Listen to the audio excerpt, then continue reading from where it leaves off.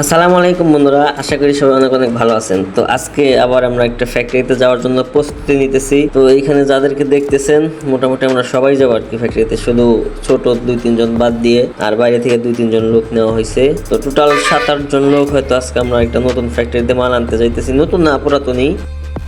অনেকবার মাল আনা হয়েছে, তো অনেকদিন বন্ধ ছিল, তো এই জন্য নতুন মনে হইতেছে। তো ওই পিছনে গাড়ি দেখলেন, এখন আবার দেখতেছেন হাইটে যেতেছি। এটার কারণ হচ্ছে, তো আমরা যে দিক দিয়ে আর কি যাবো, গাড়িটা ঘুরে আনতে যাবে, ওই দিক দিয়ে আর কি পুলিশ বক্স আছে, ওইটা হচ্ছে ওইখানে পুলিশ আর কি গাড়ি চেক দেয়, লাইসেন্স মেডিসিন এগুলো যা আছে যাবতীয় কাগজপত্র চেক দেয়। তো ওইখানে যদি আমাদের কভার মানে এতগুলা লোক দেখে, অনেক জিজ্ঞাসা করবে বা মামলাও দিতে পারে। তো এই জন্য আমরা আর কি একটু রাস্তা হাইটে যাইতেছি। তো হাইটে যাইতেছি, এদিক দিয়ে আবার দুটা ম্যাডামের সাথে দেখা হয়েছে। ম্যাডামগুলা পরিচিত। তো আমরা তো ওই ম্যাডামগুলা মনে করতেছে আমরা হয়তো তাদের পিছু নিছি বা তাদের সাথে আর কি কথা বলার জন্য আর কি ওদেরকে ফলো করতেছি। এরকম আমরা তো আমাদের কাজে আর কি বেরোইছি। তো আমরা চান্দরা আর কি ওভারব্রিজটা পার হইতেছি। পার হওয়ার সময় আর কি দেখলাম যে আমাদের গাড়িটা দেখা যাইতেছে। তো আপনাদেরকে দেখাই, দেখেন আসলে অনেক দামি ফোন না, তো জুমে আসবে নাকি জানি না, তবে ওই যে আমি দেখতেছি আমাদের গাড়ি, কিন্তু আপনারা হয়তো খেয়াল করেন নাই। তো আমি সিয়াম, পিছনে আরো 4-5 জন লোক আছে। আবার মুন্না একটু দেরি করতেছে। মুন্নার তোর আব্বু তো অসুস্থ, আর আব্বুরে নিয়ে আর ডাক্তারের কাছে গেছিল, তো লেট হইতেছে আসতে। তো আমরা তো ঘুরতে ঘুরতে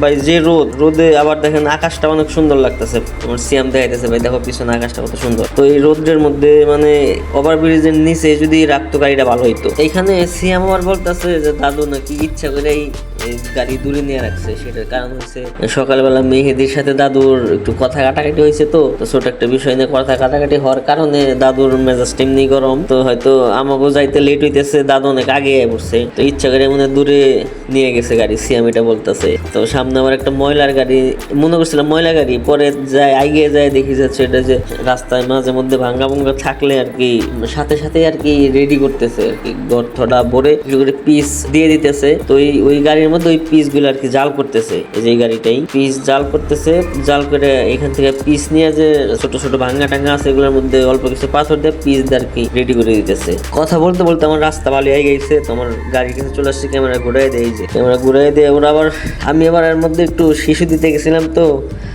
চাচা ভিতরে আবার দেখলাম যে কি গাড়িতে হয়তো ময়লা আসছিল, ময়লা পরিষ্কার করতেছে। আমি যে আয়া নিয়ে নাকি পানি ঠিসে লাগছে, একটু আয়া নিয়ে ওর যে স্বাস্থ্য, তো পানি টিপাসা লাগবো না, অনেকখানি রাস্তা হাইটে আসছি।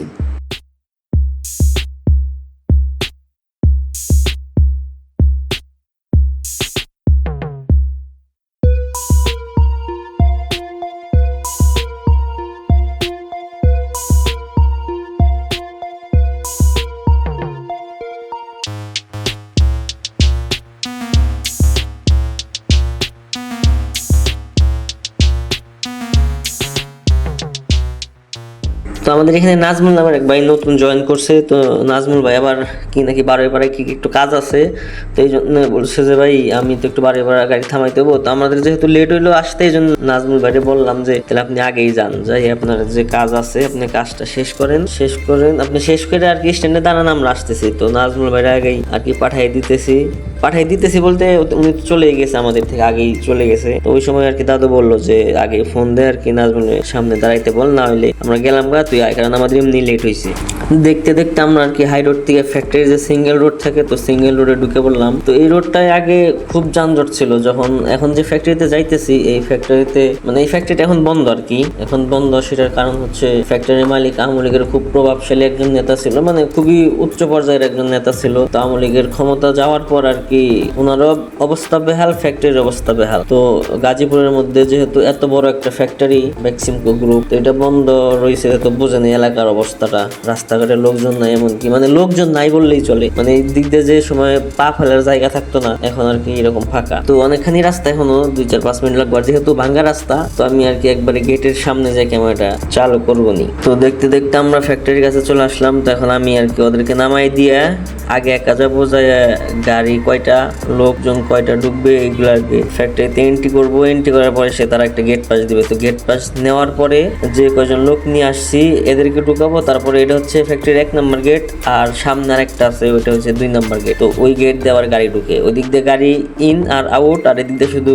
লোকজন ওয়ার্কার যারা আছে তারা ইন আউট। বন্ধুরা আমি কিন্তু এই যে গেট পাস হাতে পেয়ে গেছি, আমার লোকজন যাদেরকে নিয়ে আসছি, যে মুন্না আর সামনে আরো কয়েকজন আছে, পিছনেও 2-3 জন আছে। তো মুন্না ওদেরকে নিয়ে সরাসরি ফ্যাক্টরির ল্যাপটপের গোডাউনে চলে যাবে, আর আমি হচ্ছে 2 নম্বর গেটে গিয়ে গাড়িটা রিসিভ করে এনে আর কি গাড়ির সাথে যাব। তো আপনারা থাকেন, দেখেন ফ্যাক্টরির কি অবস্থা। তো বন্ধুরা গাড়ি কিন্তু ঢুকাই ফেলছি।